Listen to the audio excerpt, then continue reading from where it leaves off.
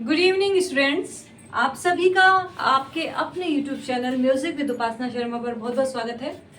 Students, आप सभी जानते हैं इस चैनल पर संगीत विषय की तैयारी कराई जा रही है। संगीत विषय में जो मुख्य टॉपिक संगीत प्रतियोगिता परीक्षाओं में आते हैं उन सभी को पूरी तरीके से फुल एक्सप्लेनेशन के साथ जो एग्जाम ओरिएंटेड चीज़ें हैं उनको आपको कराया जा रहा है, जिसमें आपको लाइव क्लास मिल रही है, रिकॉर्डेड क्लास मिल रही है और फ्री टेस्ट सीरीज भी आपको मिल रही है। तो सब चीज़ें आपको क्या मिल रही है? फ्री।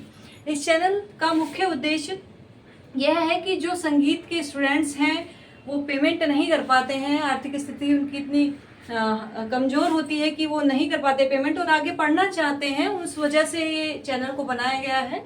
तो जो भी हमारी वीडियो देख रहा है उन बच्चों तक, उन संगीत विद्यार्थियों तक हमारी वीडियो को जरूर पहुंचाएं जो संगीत विषय की तैयारी कर रहे हैं और इसमें सरकारी नौकरी पाना चाहते हैं। ठीक है स्टूडेंट्स, तो आज क्या हम टॉपिक कर लेते हैं पखावज। आज का टॉपिक है हमारा पखावज और हम क्लास 42 कर रहे हैं इसमें।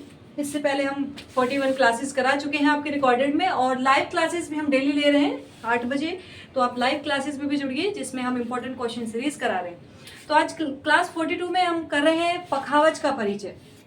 इसमें हम जानेंगे कि पखावज जो है उसको किस किस नाम से जाना जाता है, पूरा पूर्ण परिचय इसको आपको मिलेगा। किस वाद्य की श्रेणी में प्राचीन समय में आता था और इसकी उत्पत्ति किससे हुई।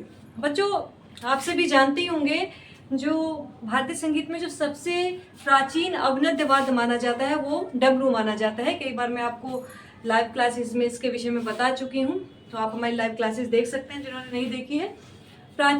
सबसे प्राचीन अवनद्य वाद्य कौन सा माना जाता है? डमरू माना जाता है। जिस प्रकार तत्ववाद्य सबसे प्राचीन वीणा मानी जाती है और वीणा को ही सभी तत्ववाद्यों की जननी कहा जाता है, इसी तरह डमरू को भी उसी तरह मान लीजिए कि अवनद्यवादों का वो जनक है। डमरू से ही सभी आज आगे जो अवनद्यवाद बने उससे ही सभी की उत्पत्ति हुई। तो इसी में एक श्रृंखला आती है आपकी पखावज। तो पखावज की उत्पत्ति भी बच्चों डमरू के आधार पर ही हुई। पखावज मृदंग भी इसको बोल देते हैं और मुरज भी बोल देते हैं, मृदल भी बोल देते हैं। तो इन सभी जो अवनद्यवाद आगे चलकर जिनका विकास हुआ वो डमरू के आधार पर ही इनका विकास हुआ। तो आप सभी समझ लीजिए कि पखावज की उत्पत्ति मृदंग यानी कि डमरू से हुई है। मृदंग की उत्पत्ति, पखावज की उत्पत्ति डमरू से हुई है क्योंकि प्राचीन अवनद्यवाद हमारा डमरू है। ठीक है, इसके बाद ये भी आप जान लीजिए कि प्राचीन समय में अवनद्य वाद्यों को पुष्कर वाद्य कहा जाता था। क्या कहा जाता? पुष्कर वाद्य। ये क्वेश्चन भी कई बार आया है कि प्राचीन समय में अवनद्य वाद्य को क्या कहा जाता है। तो अवनद्य वाद्य को पुष्कर वाद्य कहा जाता था। ये भी चीज आपको क्लियर हो गई और ये भी चीज क्लियर हो गई कि सबसे प्राचीन अवनद्य वाद्य कौन सा है? वो डमरू है। ये भी क्वेश्चन कई बार आ चुका है। तो ये चीजें आपको जाननी बहुत जरूरी है और ये यूपी टीजीटी एलटी ग्रेड इन सब में क्वेश्चन पूछे जाते हैं। तो पुष्कर वाद्य की श्रेणी में पखावा जाता है और वो पुष्कर वाद्य भी किस तरह के होते थे प्राचीन समय में, उनके विषय में भी आप जानेंगे। तो आइए लिखवाती हूँ आपको, आप अपने नोट्स बनाते जाइए और नोट्स बहुत काम आने वाले हैं आपको। कोई भी आप एग्जाम देंगे इनको टॉपिक वाइज, जो भी टॉपिक मैं आपको कराती जा रही हूँ उनको नोट्स बनाते जाइए। कोई भी आप एग्जाम देंगे सभी में लगने वाली है ये चीजें, चाहे आप नेट दे रहे हो, असिस्टेंट प्रोफेसर दे रहे हो, सभी में ये चीजें आने वाली हैं। बीपीएससी 4.0 है, एस्टेट है, आरपीएससी, जितना भी आप देंगे एग्जाम संगीत प्रतियोगिता परीक्षा की, सभी में ये क्वेश्चन, ये टॉपिक आएंगे।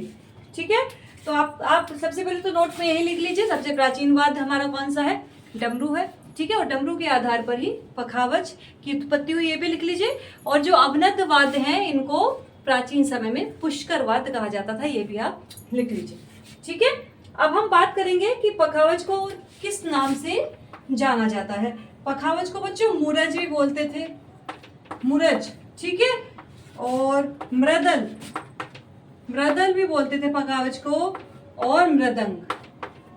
ठीक है, तो इनको इस नाम से भी जाना जाता है।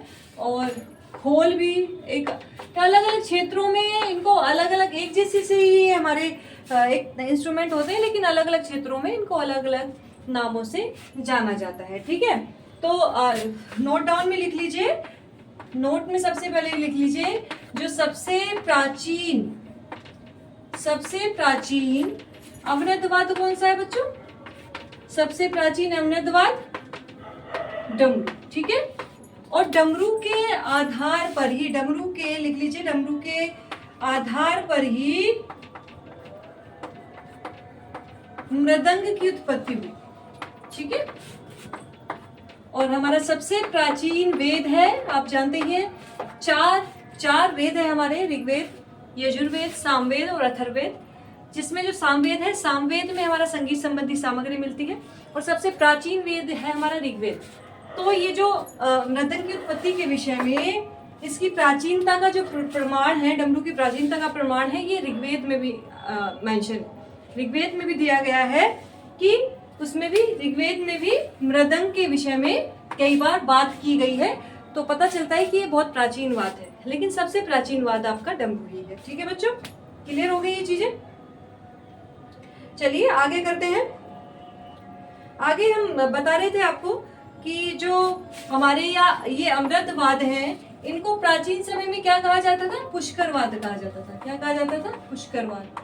ये भी आप लिख लीजिए कि अमृतवाद को प्राचीन समय में पुष्करवाद के नाम से जाना जाता था। इनको जानना आपको बहुत जरूरी है, क्योंकि पुष्करवादों के बारे में कई बार पूछा गया है एग्जाम में।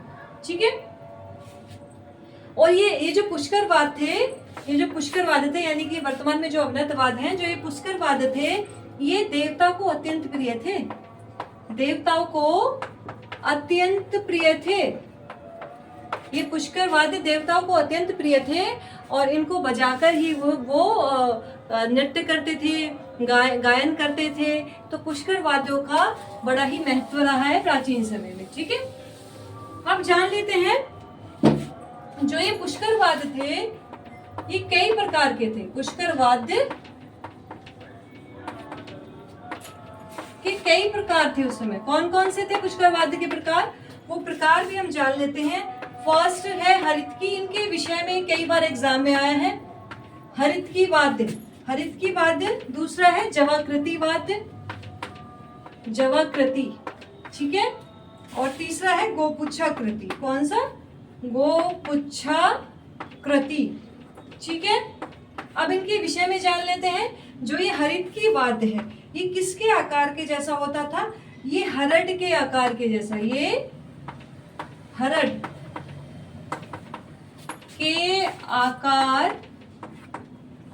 के आकार के जैसा वाद्य होता था। तो कई बार एग्जाम में पूछा गया है कि हरड़ के आकृति जैसा कौन सा पुष्कर वाद्य है? तो ऑप्शन में आपको मिलेंगे हरितकी, जवाकृति, गोपुच्छकृति।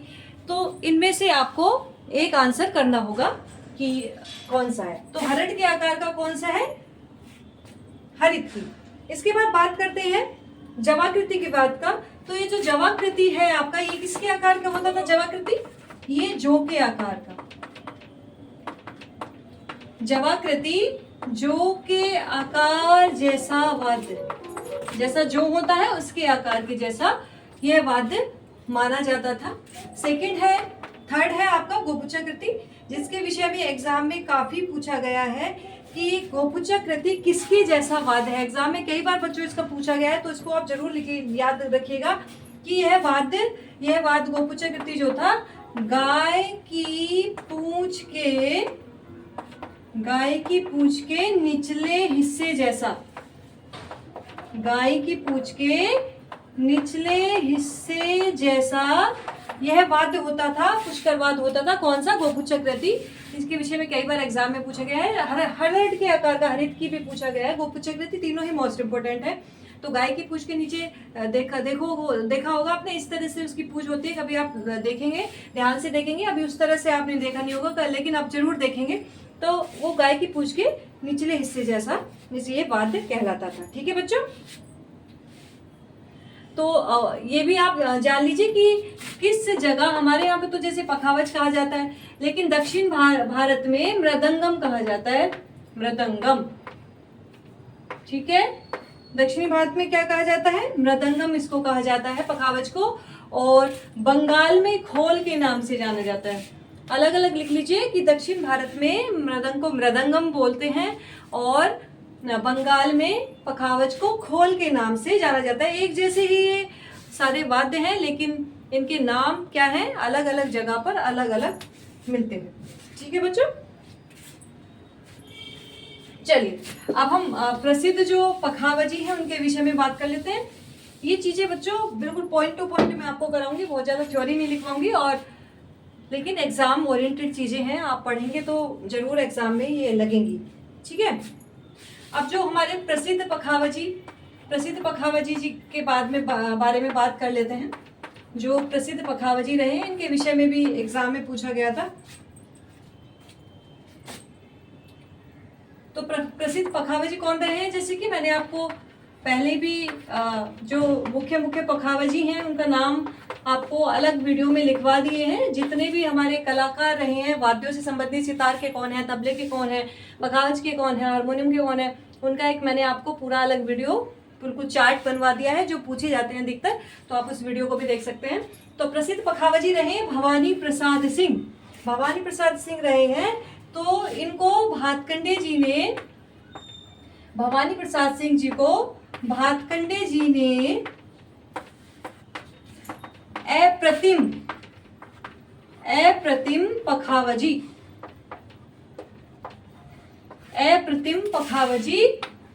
कहकर संबोधित किया था। ठीक है, एक तरह से उपाधि मिल जाती है ना, उपाधि। तो वही चीजें हैं कि ये क्वेश्चन आया भी है, तो आप इसे जरूर नोट डाउन करिए। टीसीटी में आया भी है कि किसको भातखंडे जी ने अप्रतिम पखावजी की संज्ञा प्रदान की या कहकर संबोधित किया, तो वो कौन थे, भवानी प्रसाद जी, जो कि प्रसिद्ध पखावजी रहे हैं। और इनके भवानी प्रसाद जी के जो शिष्य रहे हैं वो, उनका नाम भी आप जान लीजिए, आ सकता है, ये चीजें भी आ जाती हैं कई बार। भवानी प्रसाद जी के जो प्रमुख शिष्य रहे हैं वो है बच्चों उद्धव सिंह। कौन है, उद्धव सिंह। तो ये भी आप नोट डाउन कर लीजिए। जिस तरह से मैं लिखवा रही हूँ ना, इसको आप पूरी लाइन में कन्वर्ट करके लिख लीजिएगा कि भवानी प्रसाद जी के शिष्य हैं उद्धव सिंह। ठीक है, तो उद्धव सिंह को, इनके विषय में भी आ सकता है कि उद्धव सिंह को अवध के नवाब द्वारा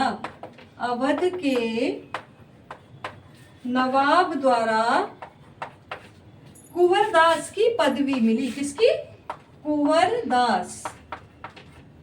कुंवरदास की पदवी मिली। ठीक है, इनको किसके द्वारा मिली, अवध के नवाब द्वारा कुंवरदास की उपाधि से नवाजा गया। कुंवरदास इनका नाम एक सुशोभित कर दिया गया।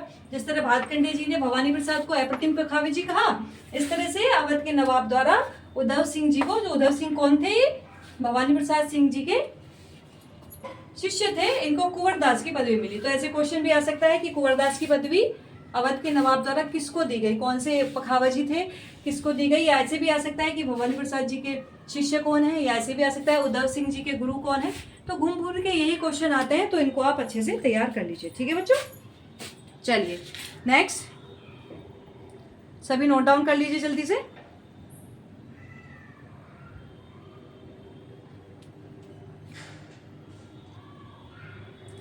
अब इनको ये पदवी कैसे मिली ये भी जान लेते हैं। भाई सभी चीजें जाननी जरूरी है, सभी चीजों का एक आधार होता है। जो ये उद्धव सिंह जी को कुंवरदास की पदवी मिली, ये कैसे हुई, कैसे मिली।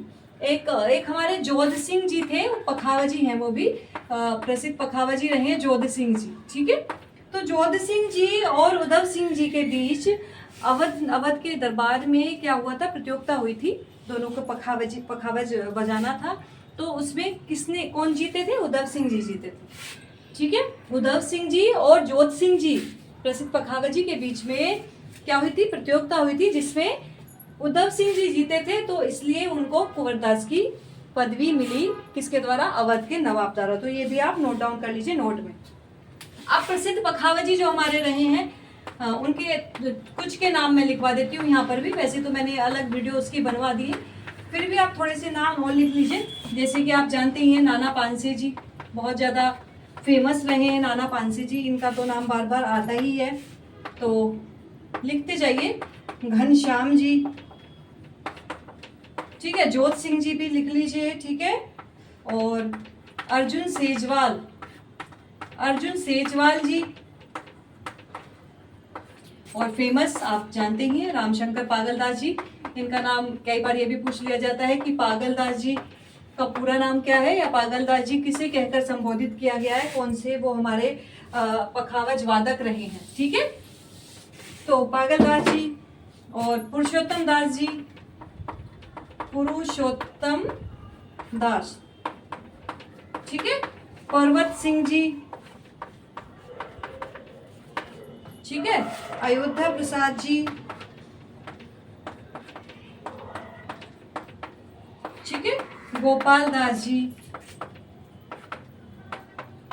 तो ये सभी हमारे बच्चों पखावज वादक रहे, ठीक है। अब पखावज के बारे में थोड़ी सी चीजें और जान लेते हैं। पखावज के बारे में कुछ चीजें और जान लेते हैं, जैसे कि पखावज के विषय में जो नोट में लिख लीजिए, नोट में लिख लीजिए कि पखावज के बाईं ओर जिस तरफ मुंह बड़ा होता है, ठीक है, जिस तरफ, जैसे आप देखते हैं ना, जिस तरह से एक तरफ से पतला होता है पखावज, छोटे मुंह होता है, और एक तरफ से बड़ा मुंह होता है। जिस तरफ बड़ा मुंह होता है वहां गूंज पैदा करने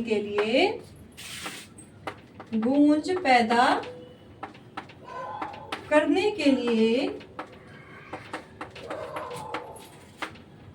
गीले आटे का प्रयोग किया जाता है, ठीक है, गीले आटे का प्रयोग किया जाता है, ठीक है। तो कई बार ये क्वेश्चन आया है कि पखावज में जो हमारा बाई ओर होता है, बाई ओर क्या लगाया जाता है, तो इसमें अलग अलग आ जाता है कि लोहे का चूरन लगाया जाता है, या कोयले का चूरन लगाया जाता है, या गीला आटा लगाया जाता है।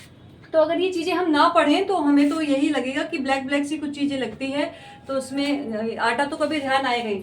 लेकिन जैसे कि हमारे ढोलक वोलक में लगती हैं चीजें, लेकिन पखावज में बच्चों गीला आटा लगाते हैं गूंज पैदा करने के लिए। और कई बार ये भी पूछा जाता है कि गूंज पैदा करने के लिए किस चीज का प्रयोग करते हैं, तो वो भी आप बता दीजिएगा कि गीले आटे का प्रयोग करते हैं। और एक जो सबसे महत्वपूर्ण बात है पखावज में, ये भी आप जरूर नोट डाउन कर लीजिए, नंबर 1 नंबर 2 डाल के इस तरह से नोट डाउन करते जाइए। सबसे महत्वपूर्ण बात जो कई बार पूछा जाता है कि पखावज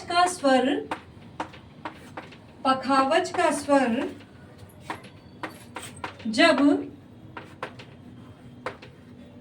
नीचा करना हो, पखावज का स्वर जब नीचा करना हो तो आटे का प्रयोग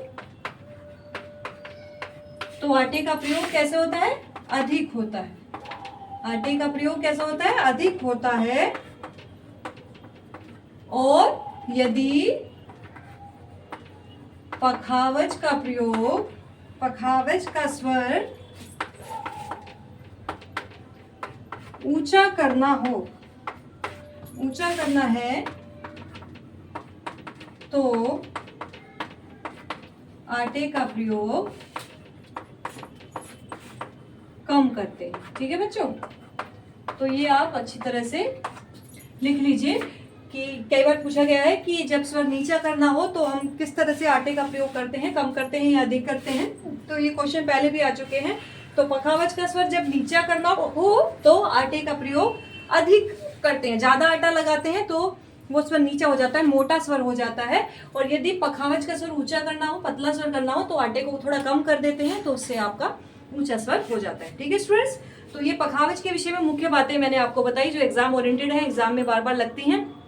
स्टूडेंट्स पहले भी मैं आप सभी से रिक्वेस्ट कर चुकी हूँ कि हमारा कोई पेमेंट नहीं है, हमारी कोई गुरु दक्षिणा नहीं है। गुरु दक्षिणा यही है कि आप सभी ज़्यादा से ज़्यादा हमारी वीडियो के लिंक को शेयर करिए, उन बच्चों तक ये पहुँचनी चाहिए, संगीत विद्यार्थियों तक पहुंचनी चाहिए जो संगीत विषय की तैयारी कर रहे हैं। आप अलग अलग स्टेट से देख रहे होंगे, अलग अलग शहर से हमारी वीडियो देख रहे होंगे, तो उस शहर में उन संगीत के बच्चों तक जरूर पहुंचाइएगा, ये आपसे रिक्वेस्ट है। हमारे शेयर करिएगा, प्लेलिस्ट बन चुकी है, प्लेलिस्ट के लिंक को शेयर करिए, या पर्टिकुलर आप हमारी कोई भी वीडियो को शेयर करिए, तो उन बच्चों को बहुत फायदा होगा और आपके द्वारा किसी का भला हो जाएगा, जिससे वो संगीत के क्षेत्र में आगे बढ़ पाएगा। Thank you so much. मिलते हैं फिर लाइव कक्षा में। लाइव कक्षा हमारी रोज 8 बजे होती है, तो आप जरूर हमारी लाइव कक्षा से जुड़े। Thank you so much.